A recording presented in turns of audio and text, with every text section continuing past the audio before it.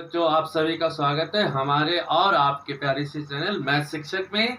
आज हम लोग करेंगे अ pair of linear equation in two variable का इंट्रोडक्शन और साथ ही एक्सरसाइज 3.1 भी कर लेंगे। तो देखिए बच्चों, क्या होता है लीनियर इक्वेशन क्या होता है। ठीक है, इससे पिछले चैप्टर में हम एक्सप्लेन कर चुके हैं पूरे पॉलिनोमियल वाले में, फिर भी एक बार बताता हूँ। N algebraic expression in which degree is 1। जैसे सपोज bx प्लस c मैं लिख लिया इक्वल टू 0। ठीक है, c फॉर कांस्टेंट, b क्या है, एक रियल नंबर है जो x का कोफिशिएंट है। b इज कोफिशिएंट ऑफ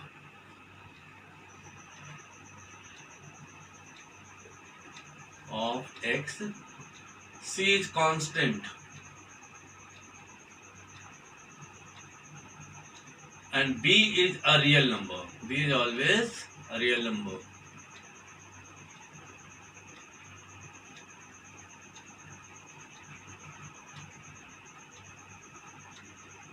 तो जो ये हो गया आपका linear equation in one variable. देखो, एक ही वेरिएबल अपने पास, दूसरा कांस्टेंट है, लेकिन इस स्टैंडर्ड में आप पढ़ेंगे linear equation in two variable. तो उसकी फॉर्मेट क्या होनी चाहिए, ax plus by plus c equal to 0। Okay, तो फिर ये क्या है, कोफिशिएंट, ये दूसरी वेरिएबल हो गई और ये एक वेरिएबल, ये दूसरी वेरिएबल। दैट्स व्हाई क्या हुआ, a pair of linear equation two variable, जहां a और b क्या है, a and b are real numbers. पहला पॉइंट हो गया आपका, a and b are not 0। ये 0 भी नहीं होंगे। ठीक है, नेक्स्ट थिंग देखोगे आप, जब सॉल्व करोगे तो x और y की value of x and y, x and y when put in the equation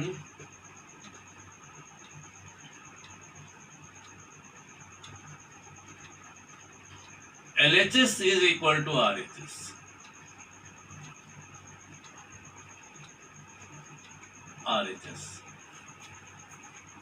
ठीक है, ये दो तीन पॉइंटें हो गई आपकी। और एक बात होती है कि next thing is that value of x and y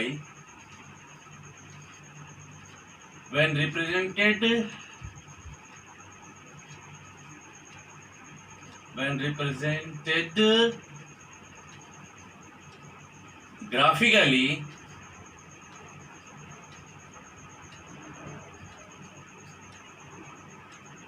lies on line of the graph।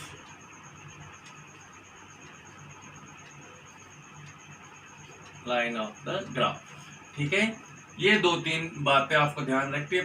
ये हो गया। दूसरा, these are not 0। Third is value of x and y point equation LHS equal to RHS होना चाहिए। Fourth, ये कुछ बातें आपको ध्यान रखनी है पेयर ऑफ लीनियर इक्वेशन के लिए।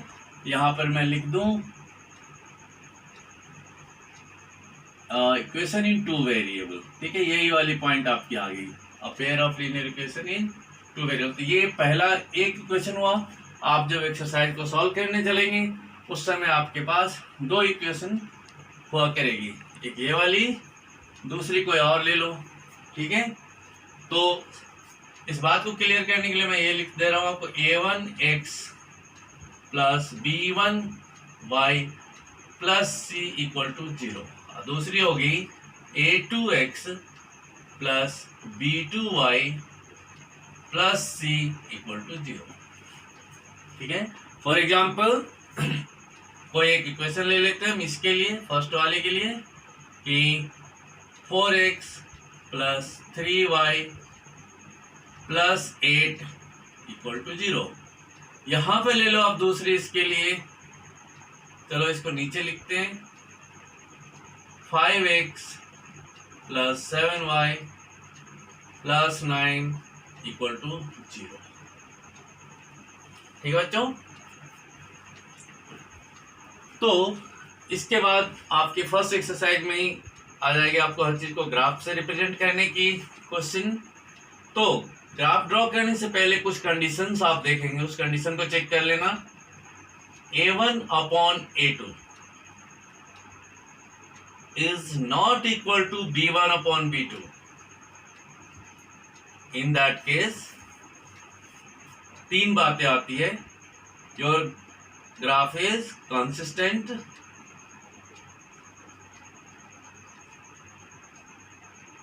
इंटरसेक्टिंग,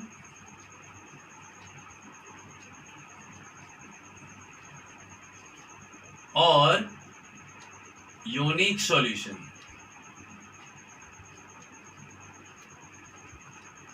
ये तीन बातें आपको ध्यान रखना होगा। ठीक है। पूछें ग्राफ कैसी है, तो इंटरसेक्टिंग। सॉल्यूशन इसकी कितनी पॉसिबल है, only one solution, unique solution. ठीक है। एक कंडीशन और होगी कि a1 upon a2 in case आपको बराबर मिल जाती है b1 अपॉन b2 के, तब फिर आपको देखना होगा कि ये equal to c1 upon c2 है क्या, और a1 upon a2 equal to b1 upon b2 होने के बाद देखें, चेक करो कि कहीं ये इक्वल है या नहीं है। In case this is not equal, तो इस कंडीशन में आप देखो, ये फर्स्ट की थी, ये सेकंड की, क्या है, कंसिस्टेंट होगा, ये भी कंसिस्टेंट, कोइंसिडेंट, एक पॉइंट यहां ये भी आएगी, और infinitely many solution.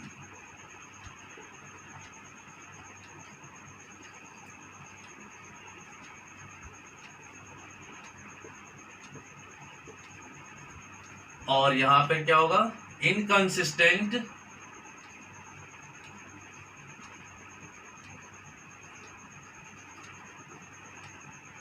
Non coincident, या नॉट लिख लो आप, नॉट कोइंसिडेंट,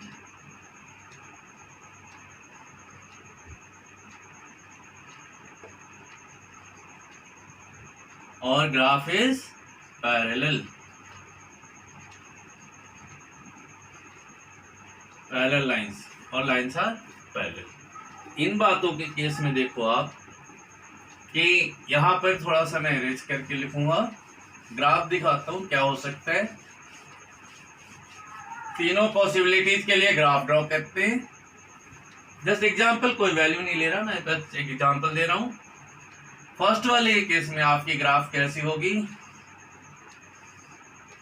ये आप एक्स एक्स डैश है, वाई वाई डैश है, तो हो सकता है कि एक ग्राफ ऐसी आ रही हो, एक लाइन फर्स्ट वाले की इसकी, तो हो सके दूसरी ऐसी हो, तो देखो यहां इंटरसेक्ट करिए। तो इस केस में आप एक्स और वाई की वैल्यू भी फाइंड कर सकते हो ग्राफिकली। यहां से एक परपेंडिकुलर लाइन ड्रॉ कर लो, wherever it will touch x-axis it gives you value of x, and from here if you draw a line perpendicular to this one y-axis, the point where it is touching y-axis is your value of y। ठीक है। इस case में x और y की solution भी हमें मिल जाती है, राइट। सेकेंड वाले में क्या होगा, तो बच्चों सेकेंड वाले का ग्राफ, एक मैं बस सैंपल ग्राफ आपको दे रहा हूं, कोई सॉल्यूशन नहीं है, but you will have lot of idea about the sums doing. When you are doing the sums you will get lot of help from this. तो देखो आप क्या हो रहा है, तीनों ही कंडीशन इक्वल हो रहे हैं, तो इस केस में क्या होगी, एक ये वाली ग्राफ अगर एक्स एक्सिस की है, एक फर्स्ट इक्वेशन की, तो second will also be on the same line, overlapping हो जाएगी। आप इजी लैंग्वेज में कहेंगे तो ओवरलैपिंग। ठीक है। थर्ड वाले का, इसका कंडीशन क्या होगा,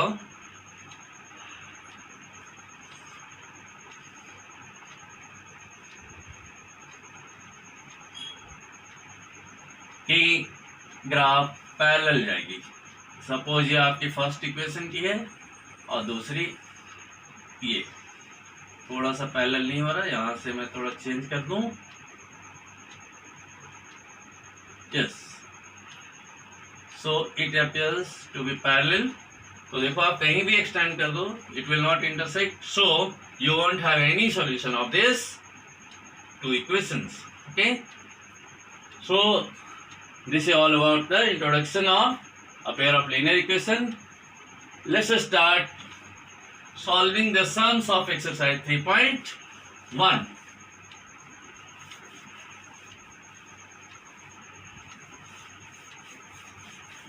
तो बच्चों हमें सॉल्व करना चाहिए अब एक्सरसाइज 3.1 का question number 1. Aftab tells his daughter, 7 years ago I was 7 times as old as you were then. Also 3 years from now I shall be 3 times as old as you will be. Represent the solution algebraically and graphically. तो देखिए इसमें आफ्ताब की as है यहाँ पर और उसके daughter की एज है, तो इनके लिए दो डिफरेंट वेरिएबल हमें लेना होगा. Late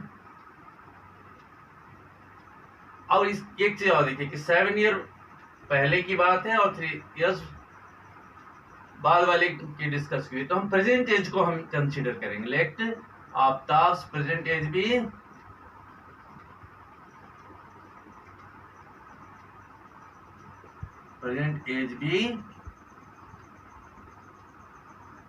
X years. ठीक है, एंड his daughter's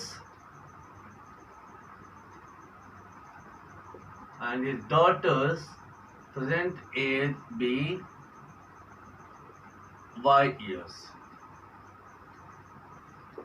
ठीक है बच्चों, तो देखो जब कभी ऐसा लिखा हो कि 7 years ago या 7 years before, ठीक है, इस सब तरह के केस में क्या करना चाहिए आपको, दोनों ही के एज में 7 सब्ट्रैक्ट कर दो. तो हम अब इक्वेशन फ्रेम करते हैं इसके. ठीक है, तो आफ्ताब की एज x है -7, 7 इयर्स पहले ये एज होगी, और डॉटर की क्या है y -7, 7 साल पहले डॉटर की एज, अभी के एज से 7 कम होगा.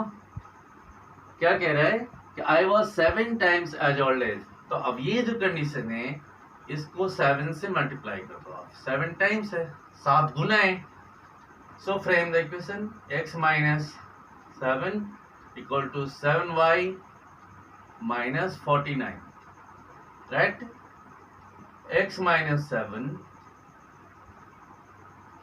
फिर इसको सिर्फ चेंज ही कर लेते हैं, चलो साथ साथ ही चेंज कर ले. x equal to 7y minus 49 plus 7, इस साइड शिफ्ट किया तो चेंज हो गया plus, x equal to 7y minus 49 plus 7 क्या हो गया -42.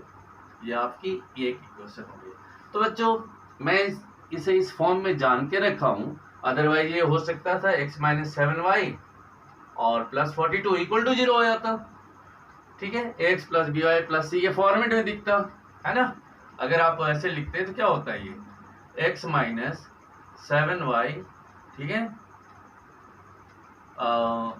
-49, ये 7 यहाँ था और प्लस 49 अगर होता तो क्या होता आपका x - 7y plus 42 equal to 0, x plus B Y plus C. तो बच्चों ये इस जगह पे है, इस वक्त x plus B Y plus C के फॉर्मेट में है आपका. लेकिन मैं ये इस फॉर्म में पहले ही रखा हूँ कि आपको ग्राफिकल सॉल्यूशंस के केस में ये हेल्प करता है. ठीक है, और एक बात कहना चाहूंगा कि आप ये भी कह सकते हो कि x को उधर क्यों नहीं लेंगे. अगर x को आप बच्चे उधर रखते हैं तो ये आपकी इक्वेशन कैसी हो जाती कि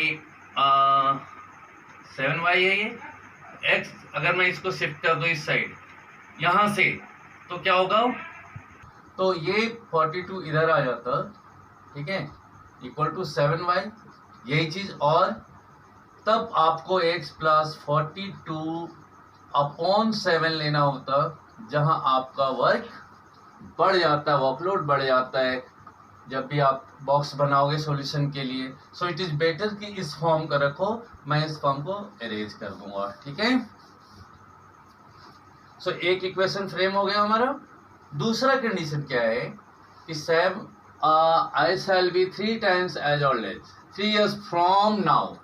3 years फ्रॉम नाउ हो, 3 years फ्रॉम हेंस हो, या आफ्टर 3 years हो, तो प्रेजेंट एज वाले में उसको आप प्लस करके आगे बढ़ेंगे, ठीक है। सो x प्लस 3, अब तो आपका एज, इधर y प्लस 3 लिख लो आप सीधा।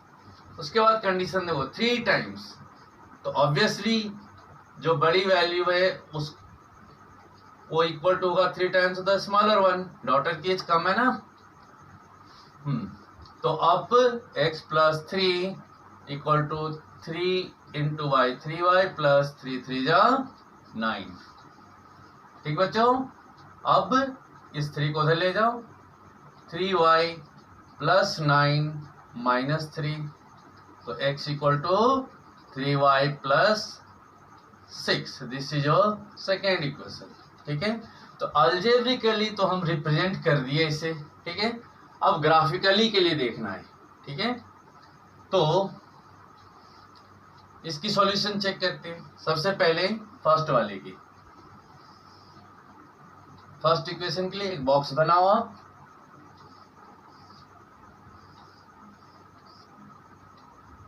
x equal to 7y minus 42 इसके लिए, ठीक है।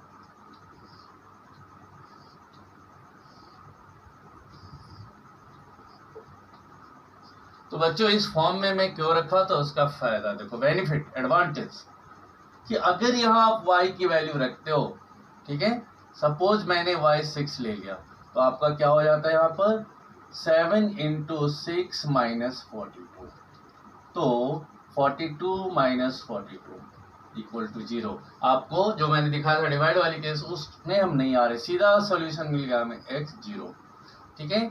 और नेक्स्ट y की वैल्यू अगर 7 ले तो क्या हो जाएगा 49 7 इंटू 7 माइनस 42 मीन्स 49 माइनस 42, ये हो गया 7। ये 7 है तो ये भी 7 हो गया, ठीक है। और 8 की तरफ नहीं बढ़ेंगे, हमेशा बच्चों कोशिश करना कि 0 के जितने करीब आपकी वैल्यू हो, ग्राफ उतना इजीली ड्रॉ होगा। तो 8 लेने के बाद से ये बढ़ जाता है, मैं इसको ले लेता हूँ 5, तो क्या हो जाएगा 35 माइनस 42, ठीक है। तो आपकी वैल्यू कितनी होगी -7, ये हो गया, ठीक है। लाइकवाइज यहां भी देखो आप, इसकी बॉक्स यहीं पर बना दूं,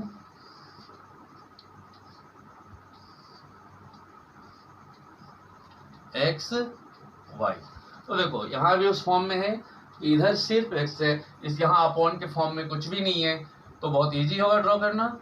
चलिए मैं लेता हूं फिर से इसकी वैल्यू -2। क्यों लिया ऐसा कि 3 इंटू -2 प्लस 6 आएगा, ये -6 हो गया प्लस 6 0, ये हो गया 0, ठीक। नेक्स्ट अगर इसकी वैल्यू में -1 ले लूं तो क्या हुआ 3 इंटू -1 प्लस 6, तो -3 प्लस 6 गिव्स यू 3। तो देखो आप बहुत करीब है 0 के। एक वैल्यू आप ऐसा लो, -2 ले चुके ये, तो एक तो अब लेना पड़ेगा 0 ले लो, तो 0 इंटू 3 0, तो 0 प्लस 6, तो only 6। So let's draw a simple graph. Okay.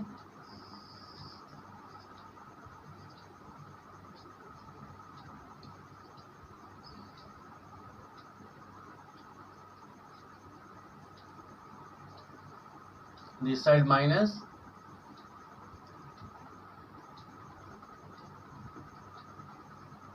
-1 2 -1 -2 -3 -4, ऐसे लो आप 1 2 3 4 5 6 एंड 7, ठीक है।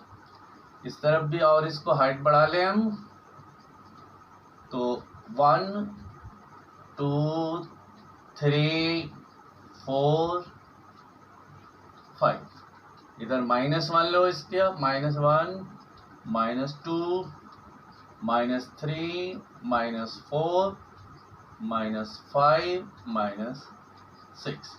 लेट्स सी, इसके लिए ड्रॉ करते हैं पहले। जब x 0 है, this is origin, okay 0, x जब 0 है तो y 7 है, तो समवेयर 5 हो गया, 6 7 यहाँ तक आ जाएगा आपका, ठीक है। Coordinate is here. नेक्स्ट 0 6 था, सॉरी, यहाँ पर, और 7 है तो 7 तो और भी बड़ा ऊपर चला जाएगा ये, और जब 5 है -7 तो ये 4 5 6 7 -7 तो उसके से 5 इसके करीब। तो बच्चों आपके ग्राफ इस तरह से आ रही है, ठीक है।